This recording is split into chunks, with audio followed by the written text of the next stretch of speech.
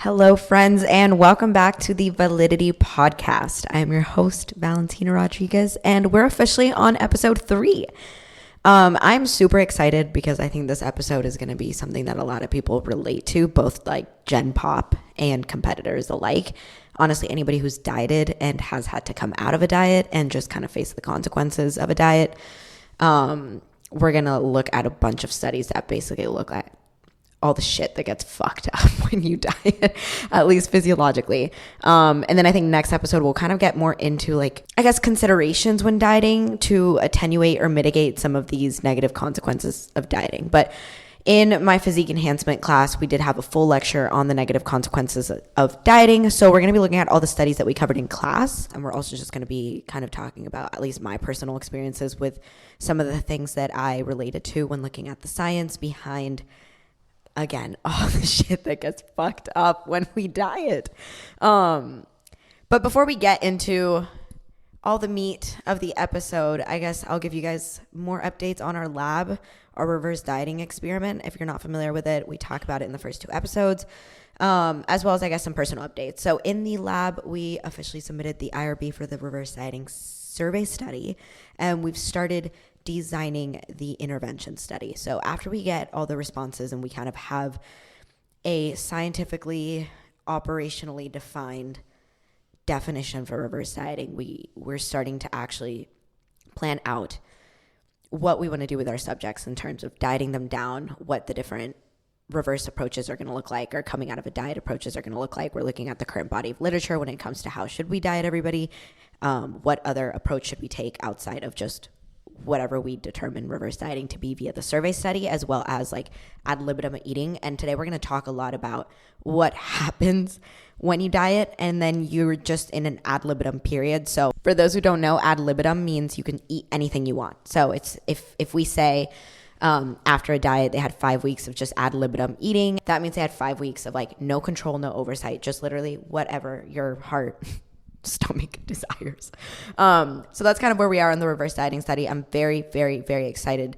We started piloting our survey study too. And we started writing up the manuscript for both the survey study and the intervention just to kind of get a head start. So outside of that, in my personal life, my food went up again. I'm still maintaining weight. I went to a bodybuilding show last night and it just really fired me up. I cannot wait to grow and to be a pro. I had a free meal last night. Slay. I had like a ahi tuna burger. I don't know why I'm giving you guys these updates. All the personal stuff is on my Instagram. I'm not going to get into that on this podcast. So let's get into why you're really here. So firstly, let's understand a little bit of the basics of dieting. We've talked in the first episode about how when we want to lose weight, we need to be in a caloric deficit. We talked about some people are like, oh, it's fat, it's carbs, it's whatever. But at the end of the day, it's a matter of calories. And we talked about how you can either create that deficit through dieting or through cardio. But either way, you're creating a deficit. And we talked also in the first episode about having a resting metabolic rate. We talked about how your total energy expenditure is made up of a lot of things, including your resting metabolic rate, which is the energy that you expend just like doing the bare minimum to survive, doing the bare minimum to survive. So, basic bodily functions, digestion, thinking, breathing, all those things. And your RMR is largely predicted by your body size. So when you gain weight, your RMR increases. You require more energies to sustain a larger body of mass than a smaller body of mass. So when you lose weight, your RMR also decreases. However, if you look at how losing weight affects RMR, it does indeed decrease the RMR as expected, but it increases it more so than the reduction in body weight would predict. So to try to explain this a little bit simpler, if say it's like a 1-to-1 ratio conversion, say if I double my body weight, my RMR doubles, okay? And if I half my body weight, then my RMR drops in half. If there was like this very linear relationship between RMR and weight loss, then yes, halving my body weight would half my RMR.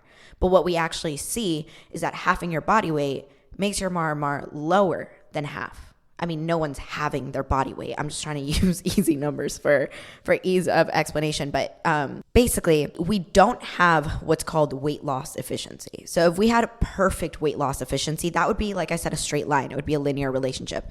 The amount that your body, like the ratio of body weight increase would be the same ratio of RMR increase. But we don't see that in the decrease. We see your RMR decrease to a greater extent than what your body weight decreased. And so we attribute this to adaptive thermogenesis. So the idea that your metabolism is kind of constantly adapting and constantly trying to conserve energy.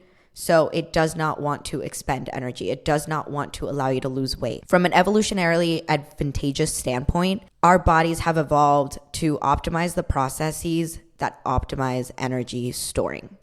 You know, hunter-gatherer times, fucking like ape men times, food was not in abundance. Energy was not in abundance. We had to make sure that we, as in like a species, as an evolution, as a biological system, had to have the right processes in place to maximize the amount of energy we could have stored in order to be prepared for the next time we're hiding from a predator or facing a famine or facing whatever kind of natural thing could impede our ability to get our next meal, get our next source of energy, et cetera, et cetera.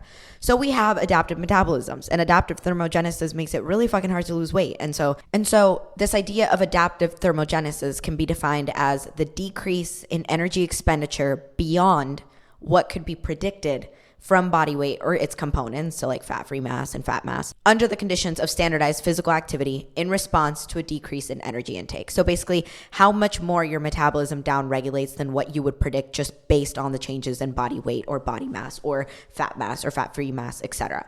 That much more, that extra reduction, so to say, is due to adaptive thermogenesis. So that's one of the things that is kind of shitty about dieting, and we've all experienced it. You know, we wish that we could, say I'm eating 2,000 calories right now and I want to lose weight. So I put myself on a 200 calorie deficit, just nice and chill and gentle and gradual. And then I'll just lose weight indefinitely until I am dust, right? No, it doesn't work like that. I'm going to lose weight until I stop losing weight. And then I'm going to need to get even lower on my calories because my metabolism has adapted. This is why we see weight loss plateaus. And so it can get to the point where we're driving calories into the ground because our metabolism it prioritizes being efficient. If you're thinking about a machine, so like my laptop, for example, sitting right in front of me, it is not a very good laptop if it just uses up energy when it doesn't need to. It's a great laptop. It's an efficient laptop if it can conserve the battery when I am powering it like a motherfucker, right? Our bodies want to be an efficient machine. They want to be an efficient biological system. So even when we're, running into the ground, hours of cardio, calories in the fucking gutter, it's being a great fucking efficient machine if it is not burning the calories that you're begging it to burn. It's being way more efficient like that. And so our bodies are going to prioritize that over just being like, I guess, careless and expending energy. So that's kind of like an analogy that we can kind of think of. And I guess that's one of the things we have to understand when we're looking at dieting studies, when we're looking at just us dieting, our friends dieting, the idea of dieting is that you're going to have this extra downregulation of your metabolic rate. So apart from this concept of adaptive thermogenesis, just kind of serving as an impediment to easy weight loss, there's something that I think we've all experienced, which kind of sits on the other side of things, which is when you've lost the weight, how to keep it off, which again, we talked about the reverse dieting study that we're doing in the lab and how there's a paucity of fucking studies and literature and science when it comes to what to do after a diet. Like there is no clear science supporting the best approach for after a diet. No, at least not a nutritional approach. And a lot of times, most people do exercise just ad libitum eating. The Gen Pop is going to lose weight for a vacation and then just eat what they want. Nobody really has like a controlled, systematic approach for what they should do after their diet. So we looked at a bunch of studies that actually look at the effects of dieting and then, what your body does after you diet, especially in that ad libitum period. And all of these studies were kind of characterized by this huge presence of hyperphagia. So hyperphagia is an extreme unsatisfied drive to consume food. And I think I need to put a little bit of a trigger warning at the beginning of this kind of section, because if you have struggled with binge eating, if you have struggled with anything like that, we did not talk about it in the context of binge eating disorder. I know a lot of competitors, myself included, have experienced episodes of hyperphagia. We call them binges. Most of the times they probably are, like they do fall under the criteria of a binge. But for the sake of this episode, we're going to be categorizing them as hyperphagic episodes. But I'm just putting my own personal anecdote, my own personal point of relation, that I've definitely struggled with this after certain diets, and especially after certain preps where you're super food focused. And, you know, I've had hyperphagic episodes. I called them something else in the past, but for the sake of this episode, many hyperphagic episodes. And they're hard to get under control. And we actually do have studies looking at least theorizing what might be driving these hyperphagic episodes. So the first study we looked at was the Minnesota starvation experiment. And if you're not familiar with this, it is wild, you guys. It's wild as fuck, okay? I think this was done, it was actually published as like a 2-part book called The Biology of Human Starvation. It was published in the 50s, in 1951. And they basically enrolled a bunch of conscientious objectors to the war. So a bunch of people were starving in a bunch of places in the world because there was a huge war going on. There was scarcity of food, there was famine in places, and they wanted to study like human starvation. And so they enrolled a bunch of people who did not want to go into the war, and instead enrolled them in this starvation study, which would by no fucking means get approved by any IRB board today. But again, this was in the 50s, and now we have the data, so I guess we can be grateful for that. But what they did was they basically put them through this, I want to say it was 8 weeks. So they basically took these lean young men of age to be drafted into the war, and they starved them. And when I say they starved them, I mean, I think this was the most like extreme documented starvation study, at least in the US. One of the subjects like literally like cut his own finger off just from being driven crazy by how bad the hunger was. Like they were starved. And after this period of extreme starvation, they had a period of a restricted, controlled return to maintenance intake, followed by an ad libitum period. And they documented pre-starvation, post-starvation, post-controlled maintenance, and then post-ad libitum. So, surprise, surprise. So it should come to no surprise that during the starvation period, their energy intake came way down. I think they were at like 30% of their calories. So it was like a 70% deficit. They lost a lot of fat mass, and they also lost some fat-free mass. And when we talk about fat-free mass in all these studies, we're really thinking lean tissue. It's made of more than just muscle, but for all intents and purposes, it's our lean tissue, it's our muscle mass, among other things. So this decrease in fat mass, as you would expect if you're fucking starving, and then this decrease in lean tissue. And when the starvation period was over, they gave them this period of restricted, controlled intake back to maintenance, and they found that the fat mass came back up, so they kind of recovered the fat mass that they had lost, and their fat-free mass started to come up a little bit again.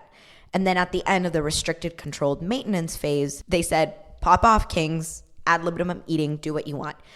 And they displayed a huge hyperphagic response. So their calories went way up once those reins were kind of let loose, and their fat shot way up. So they gained a bunch of adipose, they gained a bunch of fat back, they gained what we're going to kind of talk about as a fat overshoot. So they ended up gaining more than they lost in the first place, which a lot of us might have actually experienced.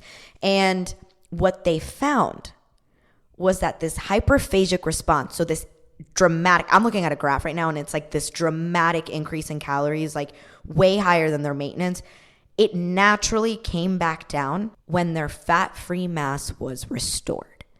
So going into the study, there was this theory going around called this adipose debt theory, which is that after a diet, you're going to have an increased drive to eat until you gain back the fat that you lost. Which a lot of us could kind of say, okay, yeah, sometimes like after my diets, I'll end up actually gaining back all the weight. But why, how would that explain the fact that they gained a lot more fat than they lost? And when you look at the data, the hyperphagic response was attenuated when the fat-free mass was restored. So when their lean tissue, when their muscle mass was restored. So this is actually starting to propose a different theory, which is called the protein stat theory. And it basically proposes that your hunger is tied to your lean tissue and that your metabolism will drop more if you lose lean mass than if you lose fat mass, and that your drive to eat will increase until your lean muscle mass is restored. And I think that this is a really important kind of take theory to really consider, to really think about, because it's something we got to keep in the top of our priorities when we are dieting, when we are undergoing a dieting phase, when we're prepping. It is, if you want to mitigate the negative consequences that you are probably very likely going to face after this diet, it starts with how you diet and how much you prioritize preserving your lean muscle mass. Preservation of muscle mass is personally one of my top priorities when I'm dieting my clients, when I'm dieting myself, when I'm prepping, in general. And these theories and the rest of the studies we're going to look at are really going to point us in the direction of holy fucking shit. It is not just important. It is kind of critical in order to not do a disservice to this person and put them in a worse situation than they were to start off with, to preserve their muscle mass to the best of our ability. And in terms of approaches as to how can we preserve muscle mass when we're dieting, that's going to come in the next episode because there's so much science, I cannot fit it all in one. But we're going to kind of really paint the picture of okay, I don't think one study is enough to convince you guys that this is kind of what might be driving this hyperphagic response after dieting, but allow me to continue to make my case. So there was this other study done, and it was done on these Army Ranger men, 23-year-old, around 163 pounds. It was also a little bit back in the day. And it was a semi-starvation study. They had an 8-week intervention period where they had these repeated cycles of restricted food intake. So, for all intents and purposes, they were kind of calorie cycling, but within those 8 weeks, they were still in a net deficit, and their expenditure, so their exercise, they were Army Rangers, was so fucking high. They were averaging a 1,000 calorie deficit a day. So really aggressive diet.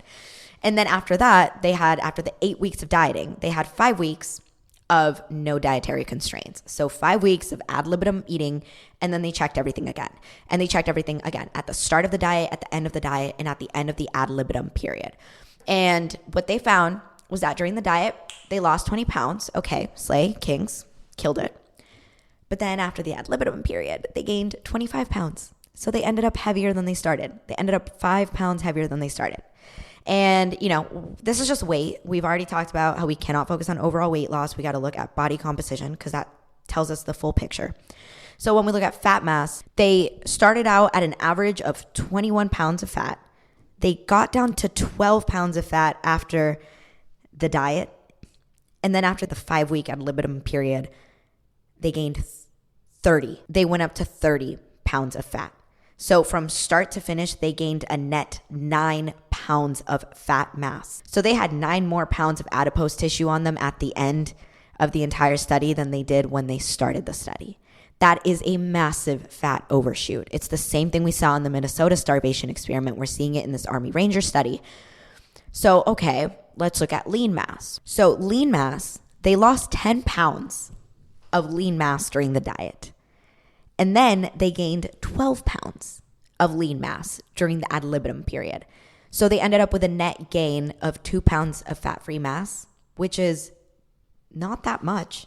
It's kind of bringing them back to where they started. So this is pretty on par with the results that we saw from the Minnesota starvation experiment, where these hyperphagic responses, these, when you're given no constraints and you can eat whatever you want after a diet, you're going to be driven to eat until your fat-free mass is restored. This was seen in this Army Ranger study as well. They had an absolute increase of 40% of their body fat because that's just how long it took for them to restore their fat-free mass. And, if we were to subscribe to this previous adipose debt theory, then the hyperphagic response would have stopped the moment that they met their original fat mass. They wouldn't have gone as far as to overeat to the point of gaining 9 more pounds of adipose tissue. So it really seems like there's a greater, or I guess a stronger relationship between your lean mass, your fat-free mass, and your RMR/metabolism than your fat mass and your metabolism. So there's another study we looked at, which was, I think, like a longitudinal observational study where they took over 4,000 individual twins. So they were identical monozygotic twins, so genetically entirely the same. And they had surveyed them for how many times they had dieted in terms of like how many times did you undergo an intentional weight loss period.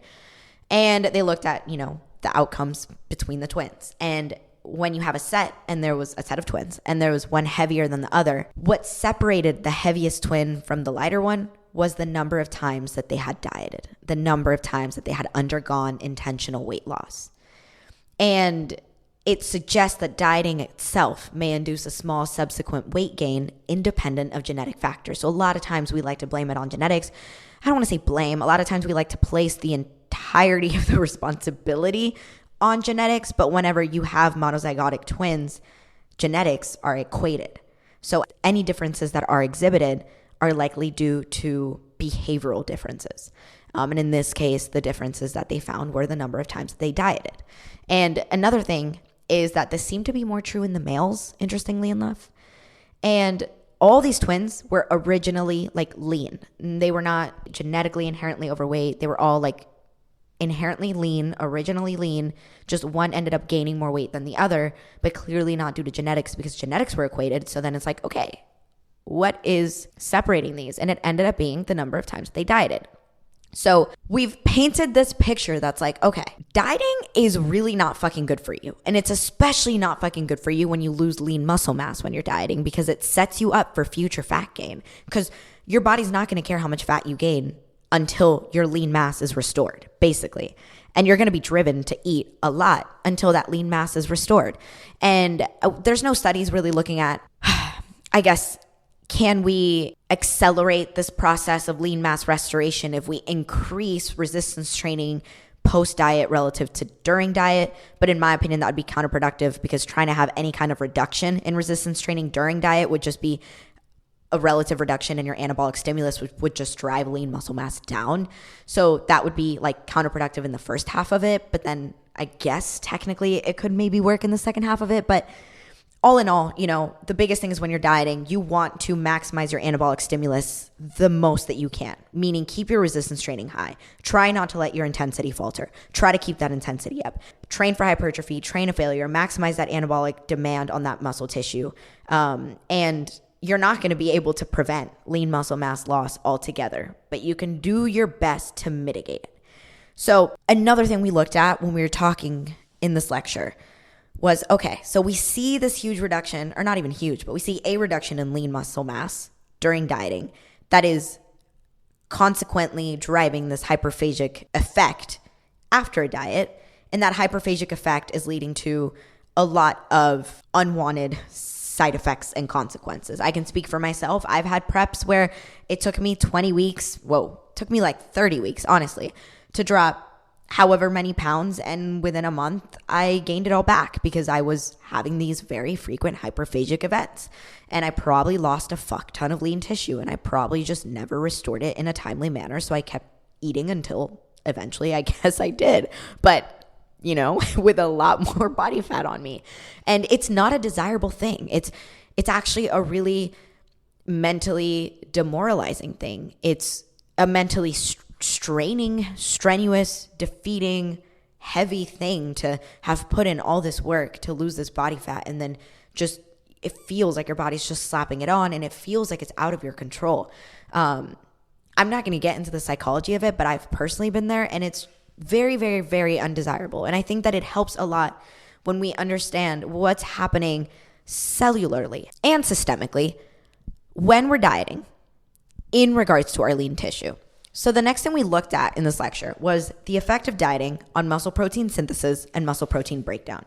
So we know when we work out, we have a rate of muscle protein breakdown, but we also then have a rate of muscle protein synthesis. And we'll have a catabolic effect when your rate of muscle protein breakdown is greater than your rate of muscle protein synthesis. And we'll have an anabolic effect when your rate of muscle protein synthesis is greater than your rate of muscle protein breakdown. I feel like that was like a little bit of like a riddle, like a tongue twister. But basically, both are going to happen. Whichever process dominates is going to be the net effect. So if MPS, muscle protein synthesis, is the dominating process, you're going to grow muscle.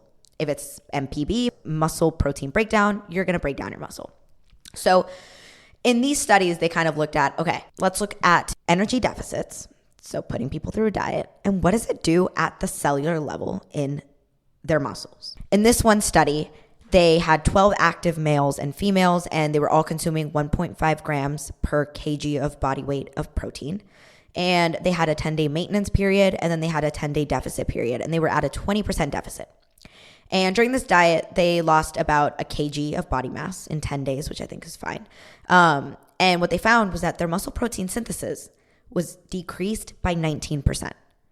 So we're seeing that it was decreased by 19% in a very moderate 20% deficit for just 10 days. So just 10 days of dieting already had a 19% decrease in their muscle protein synthesis. And this 19% decrease was in mixed muscle fractional synthetic rate, which basically means, from my understanding, that it was both a decrease in muscle protein synthesis that was myofibrillar protein synthesis and sarcoplasmic. So in another similar study, they had 10 active males and females, and they were also consuming 1.5 grams per kg of body weight of protein. They had a 10-day maintenance period followed by a 10-day deficit, also a 20% deficit, and they had a 1.3 and they saw 1.3 kgs of weight loss in those 10 days. Again, I think that's pretty successful. And what they found was that their muscle protein breakdown increased by 60%. So in these both studies, both moderate 20% deficit, both only 10 days long, both already active males and females, in one of them, you see this decrease in muscle protein synthesis. The other one, you see this massive increase in muscle protein breakdown just via a 10-day small moderate deficit. So both of these studies are really supporting this notion that at the cellular level, dieting is having this massive effect on your net muscle protein balance, on the net balance of those two opposing equations. And the effect that it's having is driving the anabolic outcome down. It's driving you to reduce your anabolic effect. So your anabolic outcomes. So all that is to say, just these two small, very similar studies looking at the cellular effects of dieting, we're already starting to paint this picture that, like, god damn, even small deficits are really not great if we want to build muscle. They're like pretty fucking detrimental, actually, if we want to build muscle. So, okay, that's us looking at it at the cellular level. But what we do know is that pathways don't always translate into systemic outcomes. We can't isolate something down to its molecular pathway as much as I would love to, because I live and breathe molecular pathways. But unfortunately, sometimes we got to step back and just see what is it doing at the whole body level. So now we're going to look at studies that really kind of look at deficits and overall anabolic resistance. So obviously we're looking at something at the systemic level, at the whole body level. We're not going to be looking at, what is the rate of muscle protein synthesis via the increase or decrease of certain molecules in your muscle. We're going to be looking at, okay, what are the overall bodily outcomes, if you will, of these different stimuli, whether that be, a certain level of caloric restriction, dieting, etc. And what we're going to really provide is this like systemic rationale as to why dieting is just an antagonist of muscle mass, of preserving it, of gaining it, of keeping it, of making it, of all the things. Okay. It's just not, they don't really work well together. So we're going to give a little bit of background first into some key hormones that play a role in catabolism and anabolism and are impacted by dieting. And some of those key hormones are going to be growth hormone and IGF-1. So we have what's called the GH-IGF-1 axis, and it starts in your hypothalamus. It secretes growth hormone releasing hormone that acts on your anterior pituitary gland to secrete growth hormone, or GH. GH will then act on your liver and stimulates the secretion of IGF-1.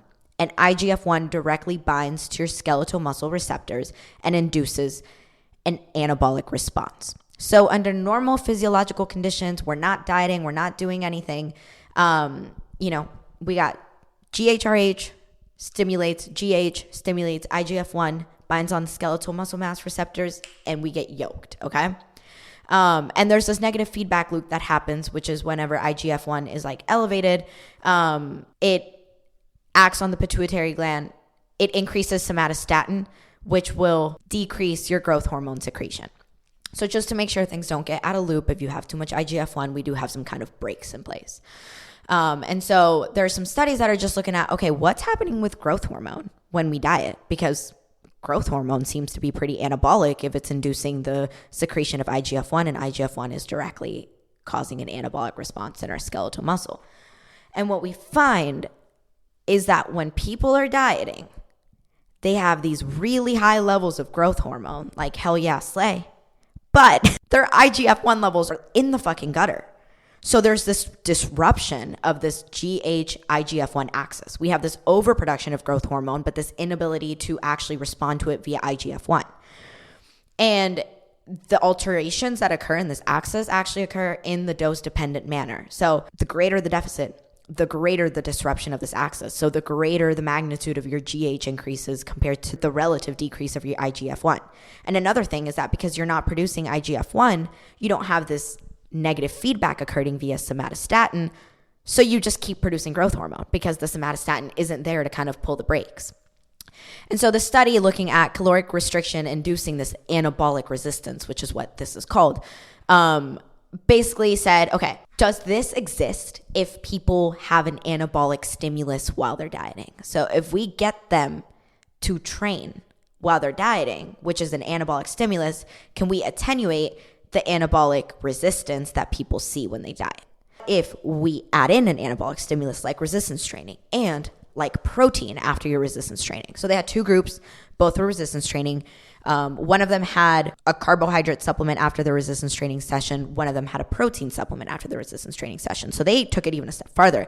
They said, can resistance training and protein help attenuate the anabolic resistance that we're seeing? It was a crossover design with 3-day conditions. And basically they had this diet. They were eating 15 calories per kg of fat-free mass. And the protein was standardized for everybody. So everybody was eating 1.2 grams per kg of body weight for all the conditions. And the resistance training was on day 3 of every condition, and it was 5x5 squats, which is pretty standard for research. I know for general, you're like, okay, that's not like a full workout, but that's pretty standard for research, and that's an anabolic stimulus. So it, for all intents and purposes, it works. And you know, what they found was that, okay, they did all lose weight. The control that didn't do anything lost 1.75 pounds, okay. The group that went on the diet and had the protein supplement after the resistance training lost 4 pounds. And the group that went on the diet and had the carbohydrate supplement after the resistance training also lost 4 pounds. However, there was no big difference between the groups that consumed carbs versus protein. As long as they were in a deficit, regardless of what they consumed after, they had the same effect. And what they found was that in both groups, the growth hormone secretion was 2.5 to 2.6 times the growth hormone secretion in the control. So doesn't matter if you were resistance training, doesn't matter if you were consuming carbs or proteins after your training session. The fact that you were in a caloric deficit meant that you had 2.5 times the growth hormone secretion than that of somebody who was not in a deficit. And this makes sense because growth hormone is anabolic via IGF-1, but it is also catabolic with its standalone, quote unquote, actions on adipocytes. So growth hormone can directly stimulate lipolysis. It's lipolytic. So we do understand why we would have an increase in growth hormone when we're dieting, when we're needing to break down adipose into triglycerides and have them undergo beta oxidation. You already know the deal. But we still expect the growth hormone to have all its other actions via the IGF-1 axis, and it's just not. The IGF-1 was significantly lowered in the hours and up to a day following resistance training in the calorically restricted groups compared to the control. So just 3 days of a caloric deficit caused this disruption of the GH-IGF-1 axis. So there was this massive decrease in IGF-1 secretion, just 3 days of dieting. And that's with resistance training. That's with either a carb or a protein post-workout supplement. So it is not altered. This disruption, this anabolic resistance is not altered by resistance training. You cannot anabolically stimulate away the anabolic resistance that a caloric deficit induces. So all of this together starts to paint this picture that honestly is making dieting look pretty fucking shitty. Okay, we diet and we lose muscle mass. And why do we lose muscle mass? Because we have this massive increase in muscle protein breakdown rates, massive decrease in muscle protein synthesis rates. We have anabolic resistance where we're creating a bunch of growth hormone, but not secreting adequate respective levels of IGF-1. We're not anabolically responding the way we should be to resistance training when we're in a diet. As a result, we lose a bunch of muscle mass when we're dieting, along with our fat mass. So we think we're so happy because we're seeing the scale down. And yes, some of it's fat, but some of it's lean tissue. And then we finish our diet and we're kind of fucked because our body's not going to let us rest until we restore that lean muscle mass. And honestly, this is like I want to say a pretty myopic view into probably all the studies that exist covering anabolic resistance, covering post-diet hyperphagic events. I think the studies that I mentioned when it comes to hyperphagia could have honestly been extended. I think they were probably limited. I would have liked to see, at least in the Army Ranger study, what happened past 5 weeks. I didn't see anything about their hyperphagic levels leveling out. I don't know if they would have continued going. They did restore their lean mass, and I do think that there's some limitations to the studies, but I do think that the data that is provided is adequate enough for us to kind of paint this picture that, yeah, if you want to gain muscle, dieting is probably the last thing you should do. And this is especially hard for women we've all in some way, shape, or form dieted, whether it's a light little 3-day diet or it's a fat ass fucking prep. It does not seem to matter. We are setting ourselves up for losing muscle mass, creating anabolic resistance, and then for overshooting our body fat gain afterwards because of that lost lean mass. We're kind of setting ourselves up to gain more fat by dieting. And a lot of us want to get yoked. I mean, I personally want to be a fucking jacked monster. But it's hard to do that and be okay with gaining all this body fat. It's something that's taken me years, and still every single day I have to hype myself up to be okay with it. But data like this really, really, really validates me in knowing that I cannot and should not just be so quick to go into a deficit or go into a mini cut or go into a little diet anytime a little vacation, date, photo shoot, something comes around the corner. If my long-term goals are to gain muscle mass, I am not going to set myself up for long-term hell, honestly, because of some short-term little desire to lose a pound, because I'm probably going to do way more harm than that pound of body fat loss is going to bring me of benefit. So all of this really is to say to anyone, men and female, males and females, men and women, if you want to build mass, stop dieting. Be at maintenance, maybe a slight surplus. Don't be an asshole. You do not have to gain a bunch of body fat in order to gain muscle. But you also will not gain muscle if you're focused on losing body fat, if you're in a deficit, even if it's moderate, even if it's just 20%, even if it's just 3 fucking days, you guys. So put your long-term goals first. I say this all the time. Do not be short-sighted in your approach of your long-term goals. Use the data, use the science to really validate the fact that not being in a deficit is the right approach for you. I don't know about you, but sometimes I start to make myself feel guilty subconsciously that I'm in a growing phase or that I'm in a surplus. Like, is this really what I should be doing? Like, am I sure? Am I just not hard enough? Can I just not be in a deficit right now? I don't know. Sometimes I really do feel like I subconsciously like guilt myself for not being in a deficit right now. And all this data just validates the fact that a growing phase, at least for me right now, based on my goals of gaining muscle mass, is 100% what I need to be doing. And then in terms of when it does come time to diet again, because I mean, I don't want to demonize dieting. It definitely serves a purpose. It has a role in the sport of bodybuilding. It has a role in, establishing healthy markers for a lot of people. It has a role in the Gen Pop. It can be a very positive thing.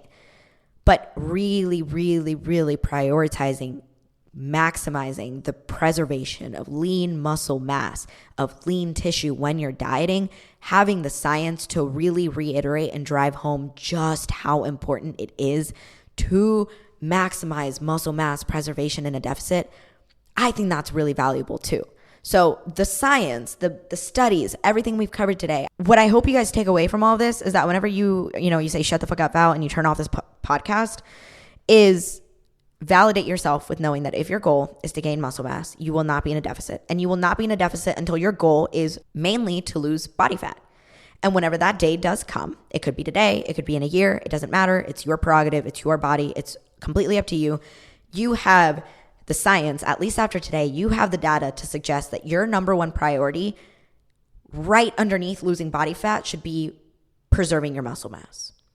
And understanding that preserving your muscle mass is going to be also a driver of hyperphagia after your diet, understanding that that it is out of your control. It is a physiological drive to consume more food, to increase your drive to eat until that muscle mass is restored. Understanding that you will be susceptible to that after a diet, I think is really important, because then we don't walk into the end of our diet all naive, thinking it's going to be easy and rainbows and sunshines and butterflies. It's going to be hard work. There should be some form of structured. Ad libitum eating, at least according to the science, does not really result in very positive outcomes post diet.